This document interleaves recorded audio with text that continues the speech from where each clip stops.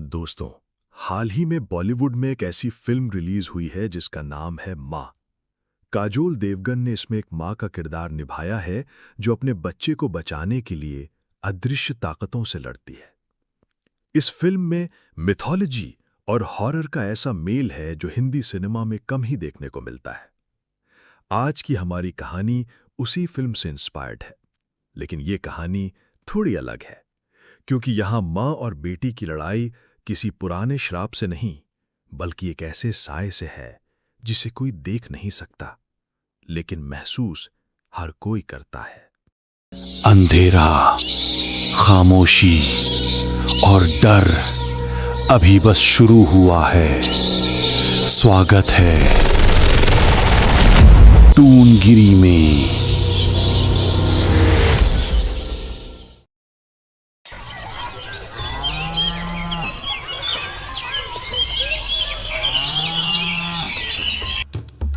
कोलकाता के पास बने एक मॉडर्न अपार्टमेंट में रहती थी राधिका, एक सिंगल मदर। उसकी 10 साल की बेटी अनाया ही उसकी पूरी दुनिया थी। नए शहर में उसका कोई अपना नहीं था, बस एक पुराना दोस्त था, आदित्य। आदित्य पत्रकार था और सुपरनैचुरल स्टोरीज पर आर्टिकल्स लिखता था। कॉफी टेबल पर बैठकर वो अक्सर राधिका को अपने अजीब केसेस सुनाता। राधिका को इन सब बातों पर यकीन नहीं था, इसलिए राधिका इन सब बातों को हंसकर टाल देती थी। लेकिन अनाया के बदलते व्यवहार ने सब बदल दिया। अनाया रात में शिकायत करने लगी, मम्मी, एक आंटी आती हैं, काली साड़ी पहनकर, वो मुझे घूरती रहती हैं। पहले राधिका ने इसे बच्चों की इमेजिनेशन समझा, लेकिन फिर घर में अजीब चीजें होने लगी। किचन में धीरे धीरे बर्तनों के हिलने की आवाज, फिर उनके जोर से गिरने की आवाज।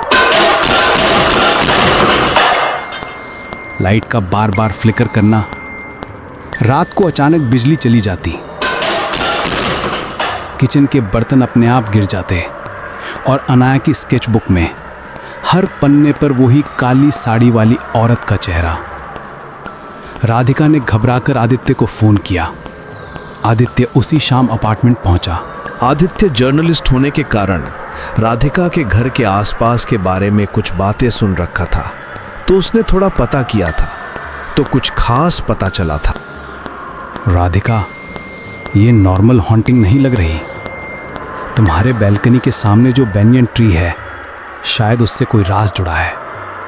राधिका को तुरंत वो बात याद आई जब सोसाइटी का गार्ड बोला था, इस पेड़ को मत छेड़ना वरना अनर्थ होगा। अचानक दरवाजे पर जोर से दस्तक हुई। राधिका ने दरवाजे खोला। बाहर कोई नहीं था, लेकिन तभी अनाया के कमरे का दरवाजा जोर से बंद हो गया। वो भागी, दरवाजा तोड़ा और अंदर जो देखा उसकी रूह कांप गई। अनाया हवा में तैर रही थी। उसकी आंखें पूरी तरह सफेद थीं और उसके होंठों से बस एक शब्द निकल रहा था, माँ, माँ, माँ। आदित्य ने तुरंत एक तांत्रिक को बुलाया। तांत्रिक ने चारों तरफ मंत्र पढ़ना शुरू किया और कहा, यह साधारण आत्मा नहीं, ये ब्रह्म कन्या का श्राप है। सदियों पहले इस पेड़ के नीचे एक माँ और बेटी की बलि दी गई थी। जब तक किसी माँ का खून नहीं गिरेगा, यह आत्मा चैन से नहीं बैठेगी। राधिका चीख पड़ी, नहीं, मैं अपनी बेटी को कुछ नहीं होने दूंगी। कमरा अंधेरे में डूब गया। अनाया जमीन पर तड़प रही थी। अचानक उसकी आंखों से वो औरत बोली, तेरी बेटी अब मेरी है। राधिका ने बिना सोचे अपनी हथेली काटी और बेटी के माथे पर खून का तिलक लगाया।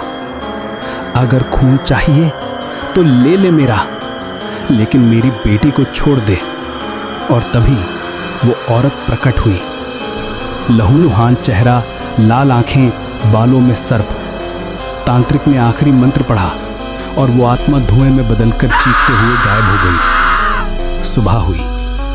अनाया ठीक थी, लेकिन राधिका की हथेली पर बना वो गहरा घाव कभी नहीं भरा। कहा जाता है उस रात राधिका ने अपनी बेटी को तो बचा लिया, लेकिन उस आत्मा का एक हिस्सा उसकी रगों में समा गया। आज भी जब राधिका आईने में देखती है तो उसे अपने पीछे वही काली साड़ी वाली औरत खड़ी दिखाई देती है। दोस्तों, ये थी हमारी आज की डरावनी कहानी। अगर आपको ये कहानी पसंद आई हो तो वीडियो को लाइक करें, अपने दोस्तों के साथ शेयर करें और चैनल को सब्सक्राइब करना मत भूलना, क्योंकि अगली बार हम लाएंगे और भी खौफनाक दास्तान।